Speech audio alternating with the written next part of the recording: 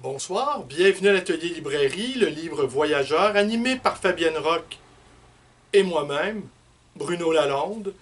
Nous sommes à Montréal le 28 mars 2022. Très courte vidéo, car aujourd'hui j'ai une journée de fou. J'ai entrepris d'élaguer, désherber, selon qu'on vit au Québec ou en France, l'entrepôt qui est sous le plancher de la librairie. Des milliers de cartons, non, j'exagère, des milliers de livres, plusieurs centaines de cartons. Des livres que je me propose toujours de trier. Certains de ces cartons sont datés. Et certaines dates donnent à réfléchir. 2009, 2007.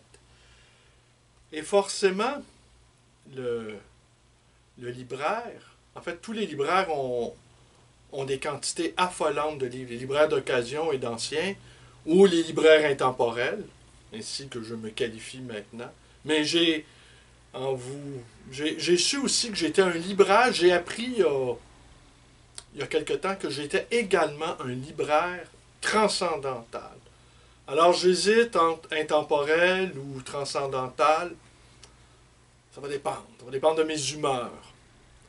Intemporel, mais en fait les deux sont bien, hein? Libraire intemporel, libraire transcendantal.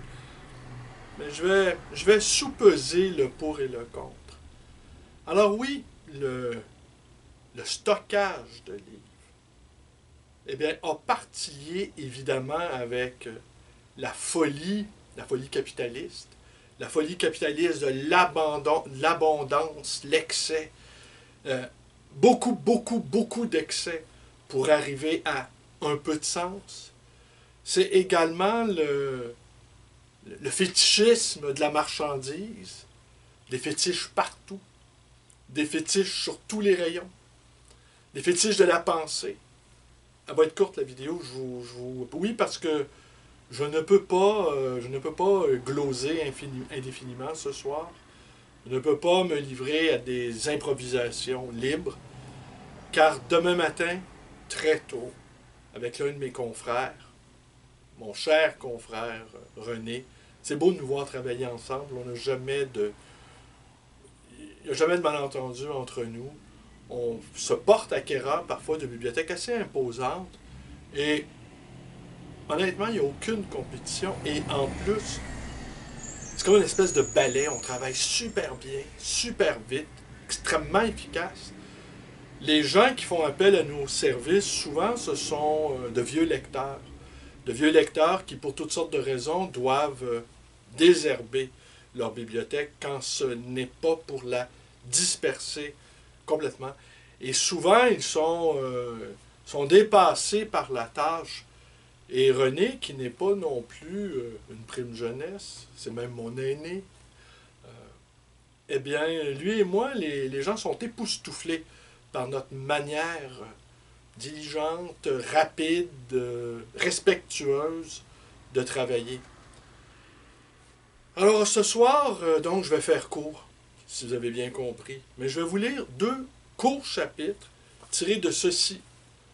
Jean-Luc Nancy, qui est décédé à l'été 2021, qui a été, entre autres, un compagnon de route de Derrida, un hédégarien aussi, il faut pas le...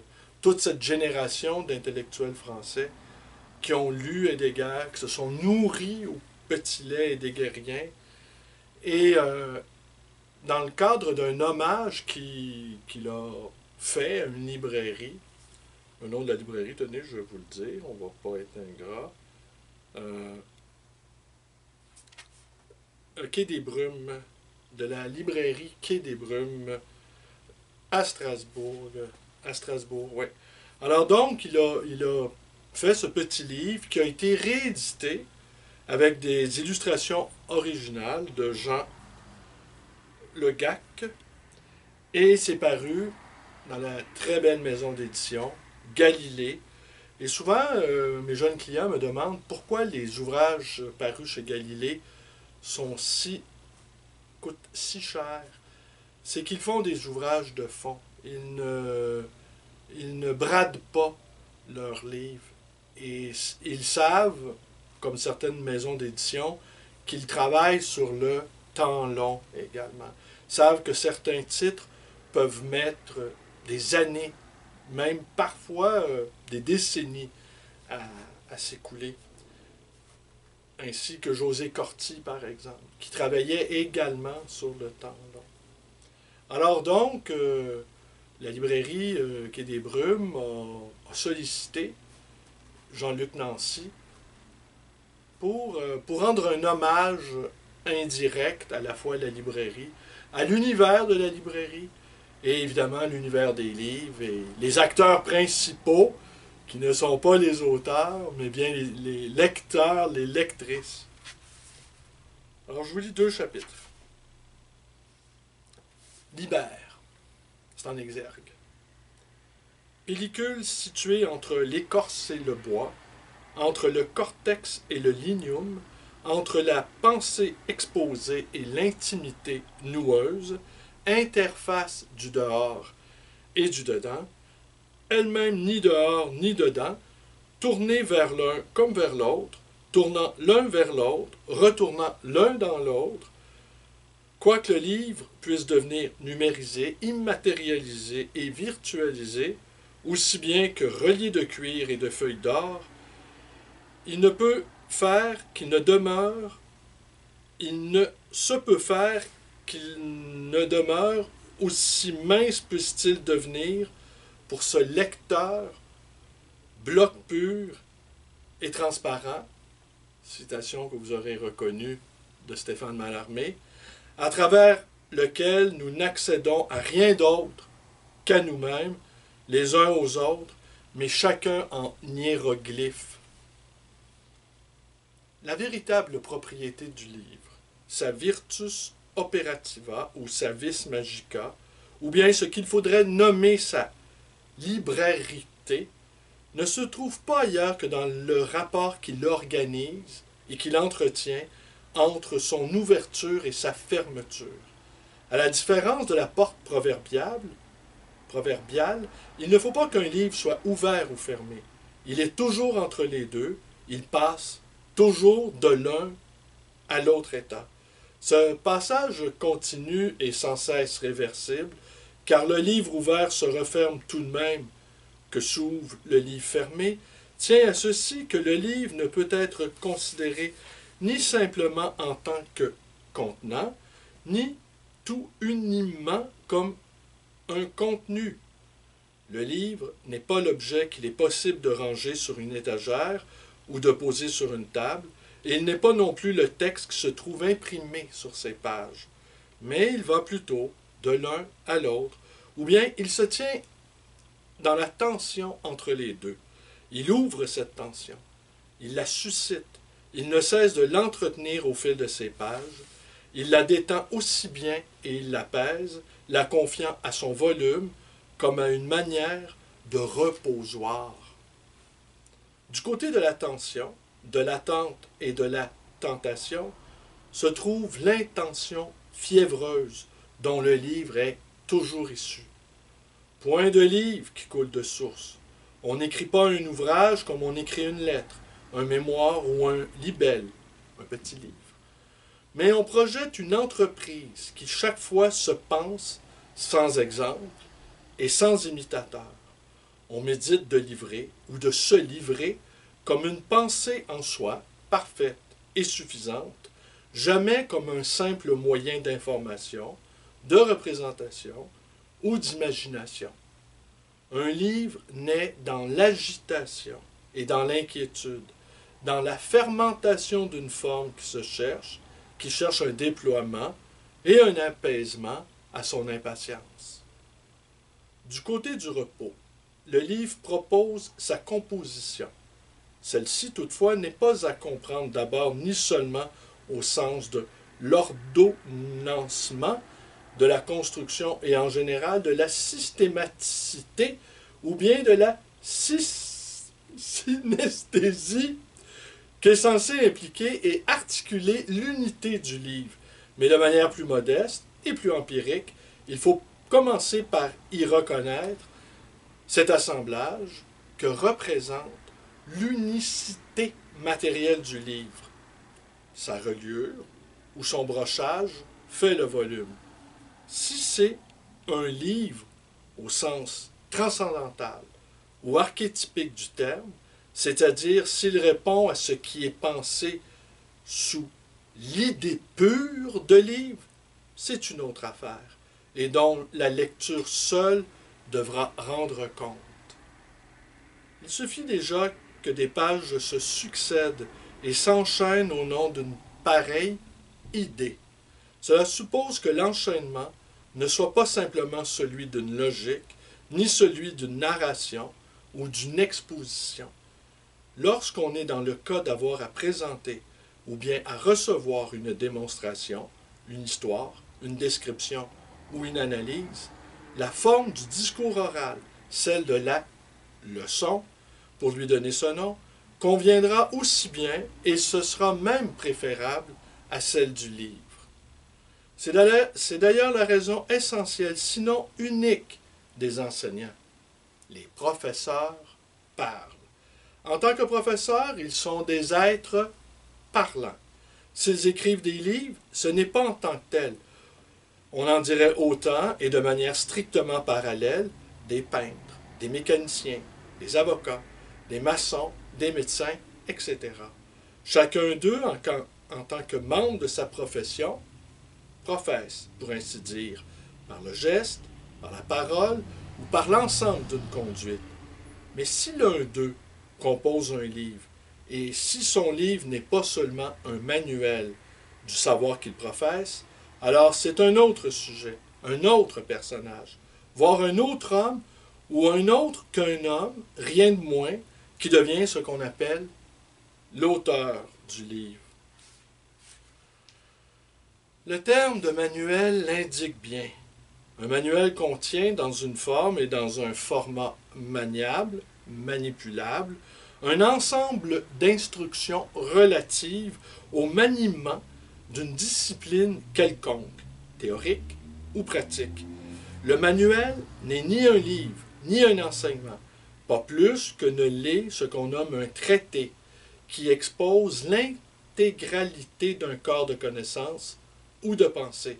De même que le manuel est destiné au maniement ou à la manœuvre, le traité est fait pour permettre la considération et l'arpentage d'un domaine, une géographie ou une cosmographie des données et des notions. Les publications de ce genre constituent des ouvrages. Ils sont issus d'intentions et de comportements opératoires et ils ouvrent des voies vers d'autres opérations possibles. Ce sont tout simplement des moyens en vue de fins situées hors d'eux-mêmes dans le monde de l'action théorique ou pratique.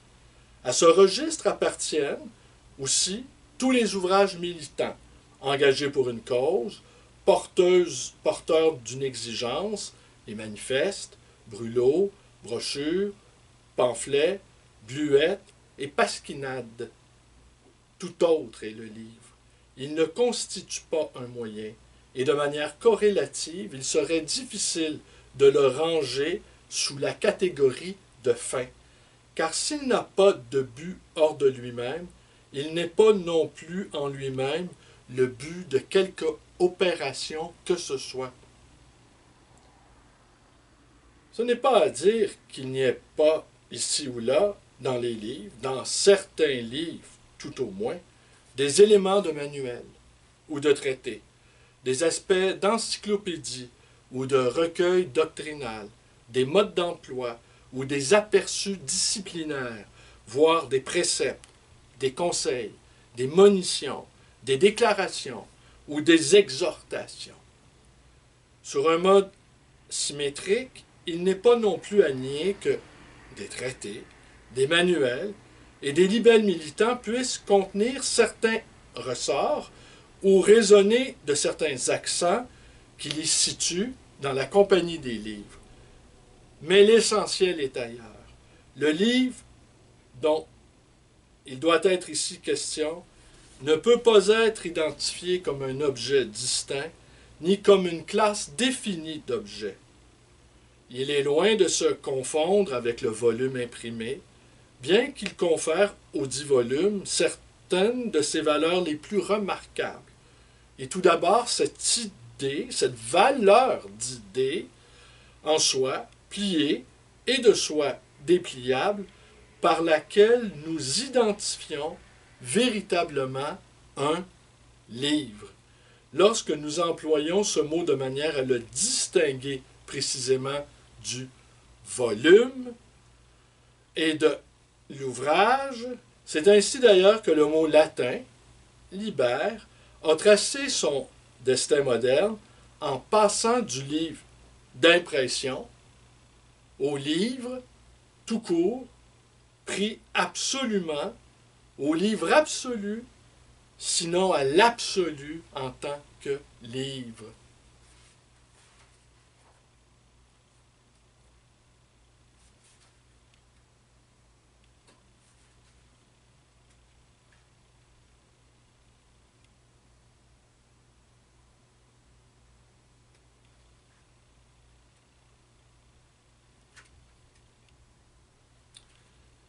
Les senteurs de la librairie. Alors, combien de fois ne l'ai-je pas entendu cette exclamation, ah, cette bonne odeur de papier, ouais, de papier cuit au soleil, d'encre fermentée, ce mix d'encre qui exhale, hein, n'ayons pas peur des mots, de l'encre qui se mélange à d'autres encres, qui forment des effluves dans lequel le papier bout. Cette impression, certaines bibliothèques de communautés religieuses qui, malheureusement, sont rarement visitées par leurs vieux locataires, sont souvent refermées sur elles-mêmes. Et dès qu'on y pénètre, on est tout de suite frappé par, justement, les senteurs. Et pour un libraire, pour une folle de livres ou un fou de livres, sans doute n'est-il pas de fragrance plus exaltante. Librium, librarium, boîte ou étui destiné au rangement des volumina. Librarius, ça c'est moi. Esclave instruit, dont l'office est de lire à haute voix ou de copier les livres, ainsi que de veiller au bon ordre de la bibliothèque. Ouais, le librarius, un esclave. En fait, je vous dirais, oui, je me sens comme ça aussi. Non pas un maître, parce qu'il y a des maîtres. Il y a des maîtres de savoir, vous l'avez entendu.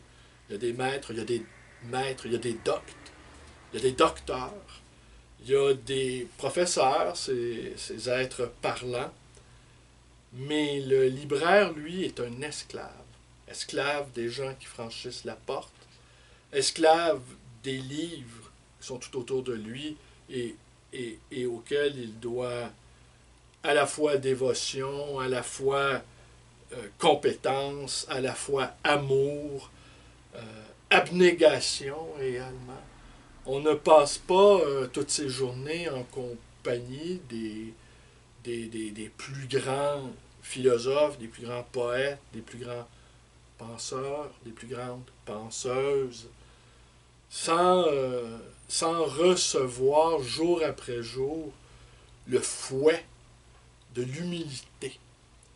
Et comme l'esclave des livres n'a pas tâche d'enseigner, règle générale, à moins que ce soit fortuit ou par une sorte d'avancée hasardeuse, de sortie hors de son rôle, ou encore fantaisie de sa persona qui tout à coup a envie d'ouvrir la porte et de ne plus être un esclave. En tout cas, pendant quelques minutes, le temps d'une vidéo. La plupart du temps, nous sommes conviés à la plus extrême d'humilité. Alors, j'ai toujours étonné quand il m'est été donné de rencontrer certains libraires qui prenaient très, très, très au sérieux la personnalité de leur libraire comme étant des êtres sachants. Eh bien, j'ai toujours été étonné, je me suis toujours demandé d'où pouvait leur venir cette arrogance, si je puis dire, qui peut-être les protégeait d'être entourés d'écritures qui nous dépassent.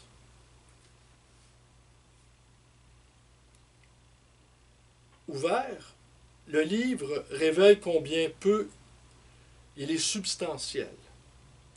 La substance, le suppôt ou le sujet ne disparaît pas proprement, mais se déplie et se désassemble tout en tenant toujours ensemble par la colle ou par la couture, par la prise du dos du livre. Le ventre, lui, le ventre ou la poitrine s'écarte et se laisse observer entre ces pages, page par page, ou feuille par feuille, de feuille en feuille, au hasard, pour voir. Cela se nomme feuilleter. Le lecteur dans la librairie ne lit pas, ou lit peu, mais il feuillette. Il inspecte à tâtons, presque à l'aveuglette. Il ne dévore pas. Il goûte, il hume, il flaire ou il lèche la substance. C'est un glouton, celui-là. La librairie est une parfumerie, une rôtisserie, une pâtisserie, une officine de senteurs et de saveurs à travers lesquelles se laisse deviner, supposer, pressentir quelque chose comme une fragrance ou comme un fumet du livre. On s'y donne ou on y trouve une idée de son. Une idée, une esquisse, une allusion, une suggestion. Peut-être parle-t-il de ce qu'on cherchait, de ce qu'on espérait. Peut-être tient-il la promesse de son titre, le temps perdu, l'être et le néant, le capitaine fracasse, ou bien celle du nom de l'auteur, Diderot, Joachim de Flore, Ernest Hemingway, Jane Austen, ou bien encore du nom de l'éditeur et de la collection, Gallican, Calmy Cohen, Enseigne, Portulan, le typographe, et peut-être pourrait-il tenir mieux encore la promesse discrète de l'inconnu, de l'inattendu, l'intrus, des poids au lard, relation d'un voyage en grande librairie, ou bien peut-être dépourvu de toute promesse et ne risquant donc pas de les trahir, assure-t-il simplement de son sérieux, de sa compétence, histoire véridique de ma vie, origine de la géomancie, Tristan et Isis. Vous avez compris qu'il invente des titres, il invente des maisons d'édition. En fait, il se paye un peu de notre tête, là, Jean-Luc Nancy. La librairie ouvre au lecteur l'espace général de toutes ces espèces d'ouvertures, de regards furtifs, d'éclairage bref ou d'illumination, de forage, de prospection, de passage au crible, au tamis, de prélèvement ou bien de relevé. Il s'agit toujours de délier le lien qui tient le volume et de le laisser respirer, s'ébrouer un instant, perdre aussi sa suffisance et sa consistance pour n'être plus ailleurs que dans l'empressement ou dans la nonchalance des doigts qui feuillettent. Mais le regard effeuille aussi les rayons et les tables. Il se pose de place en place, sautant de couleur en format, guidé par des silhouettes, des images, des signaux divers. Il se laisse séduire, solliciter, charmer. Il envisage les épaisseurs. Il parcourt les indications des quatrièmes de couverture. Ou bien, lorsqu'il s'en trouve encore, des prières d'insérer. C'est lui qu'on prie en fait d'insérer dans le livre un peu de son envie, de sa curiosité, de cette imagination qui ne cesse dans son dos de lui faire attendre des mondes, des bonheurs, des savoirs, des récits. Il n'est pas jusqu'au toucher des livres qu'il ne lui communique ses impressions particulières, un poids, un grain, une souplesse, à travers lesquelles on croirait discerner les inflexions d'une voix ou bien les intermittences d'un cœur. Et toutes ces déclinaisons et décompositions du livre s'agitent le contour incertain de son et des, non plus substance, mais sens, naissance, instance, non plus sujet, mais chose malléable, ductile, fluide et parfois gazeuse, volatile, disséminée dans l'air et mêlée aux aréosols de tous les autres livres. L'idée même s'évapore et se désassimile de son cerne originel. Elle commence à se redessiner, à se défaire, à se désamarrer pour aller tracer d'autres volutes, d'autres esquisses et d'autres contours qui seront ceux de lecture inventive, rêveuse, inquisitrice, négligente, selon chaque lecteur, mais aussi selon ce que chaque livre aura pu faire avec lui, contre lui, à son insu, ou bien sous ses yeux. Car pour finir, l'idée du livre aura toujours été, depuis sa toute première conception, l'idée de sa lecture, et par sa lecture, l'idée d'un autre livre, d'une autre écriture, qui s'enchaîne à la première. Non pas nécessairement l'écriture d'un autre livre, mais à tout le moins l'écriture d'un autre tracé de pensée, d'une autre courbure, volute ou méandre de représentation, de méditation, d'imitation ou de création. L'idée du livre est l'idée qu'il n'y a point de fin à cette idée même et qu'elle ne contient rien de moins que sa propre prolifération, sa multiplication, sa dispersion, et toujours à quelques moments et à quelques égards, ce conseil silencieux ou éloquent du livre qui invite à le jeter, à l'abandonner.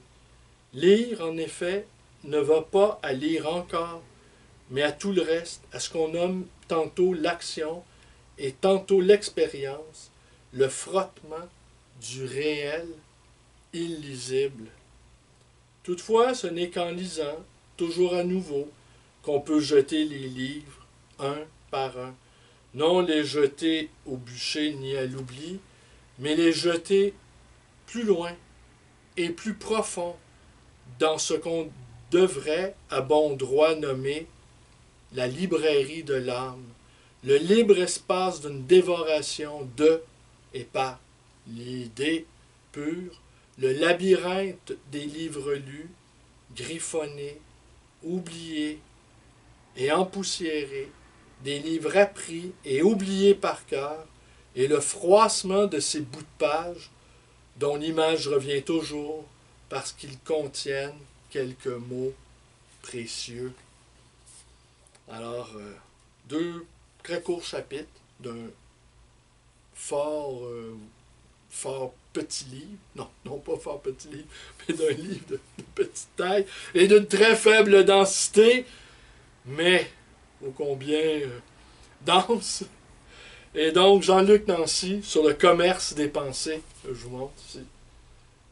Alors, je vous ai dit tout l'intérêt que je portais aux livres sur les livres, aux livres sur les bibliothèques, les histoires de libraires, qui sont pas très nombreuses. Et pourtant, mais sans doute les esclaves, peut-être un esclave affranchi, écrit-il, mais je sais pas, j'ai souvent pensé que n'importe quel jeune écrivain, s'il a vraiment le désir d'écrire chevillé au corps, devrait passer par un stage en librairie. disons, 24 mois en librairie.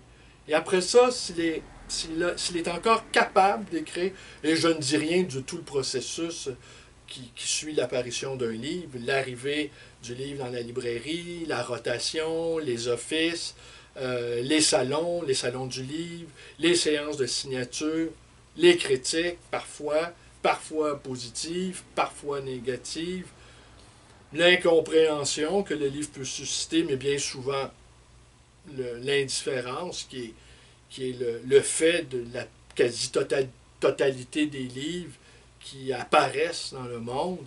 Et si après 24 mois, il est capable de, et après tout le processus que je viens de vous énumérer, il est encore capable d'allonger quelques mots sur le papier ou à partir de son clavier d'ordinateur, eh bien, c'est que vraiment, il a ça vraiment chevillé au corps. Je vous remercie d'être avec moi et à demain.